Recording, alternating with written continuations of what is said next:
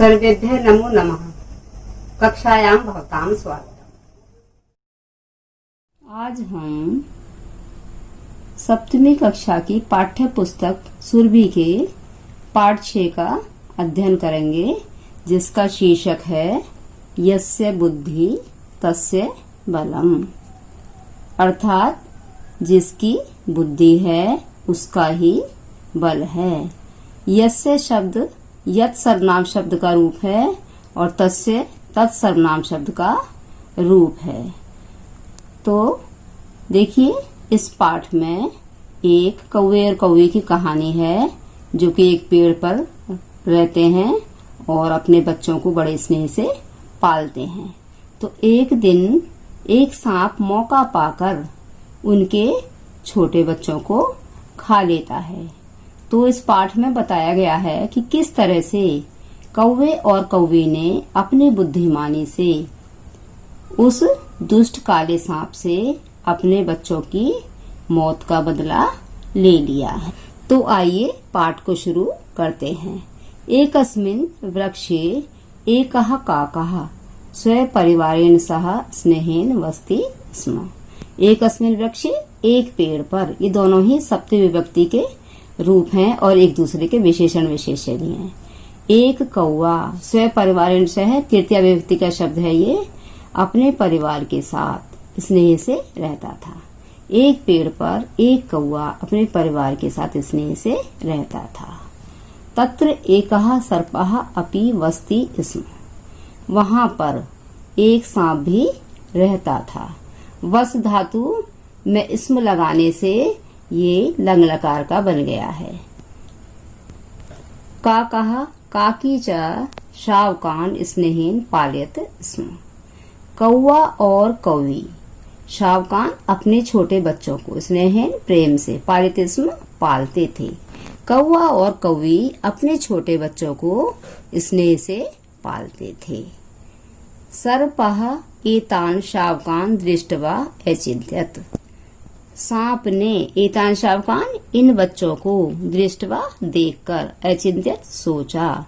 सांप ने इन बच्चों को देखकर सोचा, अहम अवश्यम एव एतान शावकान भक्षयिष्यामि। मैं अवश्य, जरूर, एव ही एतान शावकान, इन बच्चों को खा जाऊंगा। अर्थात मैं अवश्य ही इन बच्चों को खा जाऊंगा। एकदा सः सर्पः अवसरं लब्ध्वा शावकान अखादत। एकदा, एक बार, सः सर्प, उस सांप ने, अवसरम लब्ध्वा, मौका पाकर, ये कतवा प्रत्यय का प्रयोग हुआ है इसमें।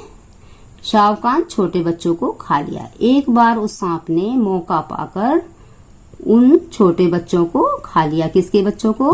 कौवे के बच्चों को खा लिया। काकः काकी च बहु विलापम अकुरुताम। कौवा और कौवी ने बहुत विलाप किया, अर्थात वे बहुत ज्यादा रोए। काकः सर्पस्य विनाशस्य उपायम अचिन्त्यत।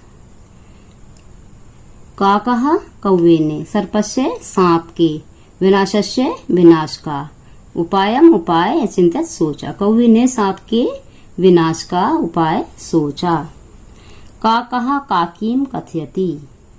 कौवे ने कौवे से कहा, राजकुमारः प्रतिदिनं सरोवरे स्नानाय आगच्छति। राजकुमार प्रतिदिनं, रोजाना, सरोवरे, तालाब पर, स्नानाय, स्नान के लिए, चतुर्थी विभक्ति का प्रयोग इसमें, आगच्छति आता है। सह स्ववस्त्राणि आभूषणानि च अवतार्य एकस्यां शिलायां स्थापयति।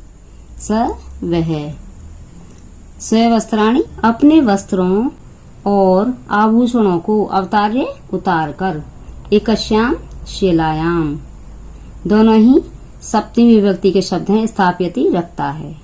वह अपने वस्त्रों और आभूषणों को उतारकर एक शिला पर रखता है। त्वं तस्य हारं गृहीत्वा सर्पस्य कोटरे क्षिप। त्वं, तुम, तस्य हारं, उसके हार को गृहीत्वा लेकर सर्पस्य सांप के कोटरे बिल में क्षिप फेंक दो।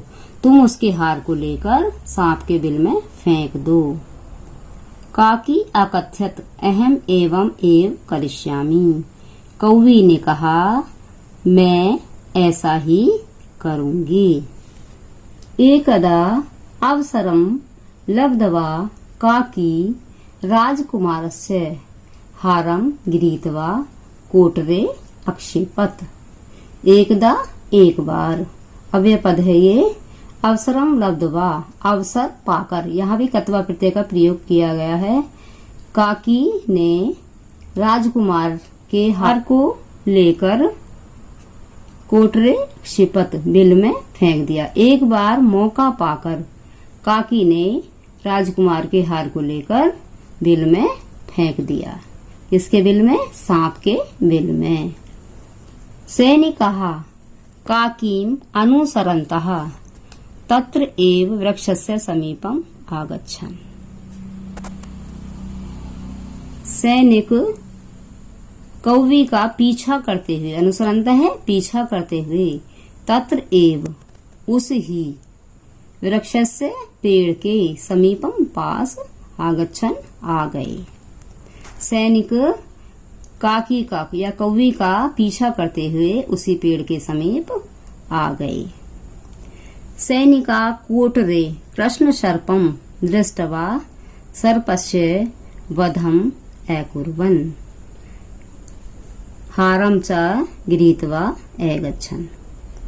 सैनिकों ने बिल में काले सांप को देखकर, कत्वा प्रत्यय का प्रयोग है यहाँ पर, सर्पस्य सांप का, वधम अकुर्वन् हत्या कर दी। हारम च गृहीत्वा अगच्छन् और हार को लेकर चले गए। सैनिकों ने बिल में काले सांप को देखकर सांप की हत्या कर दी और हार को लेकर चले गए। एवं दुष्ट सर्पस्य वध अभवत्। एवं इस तरह से दुष्ट सर्पस्य बुरे सांप का वध हो गया। इस तरह से बुरे सांप का वध या हत्या हो गई। कृष्ण सर्पम मृतम दृष्ट्वा काकः काकी च निश्चिन्तौ अभवताम्।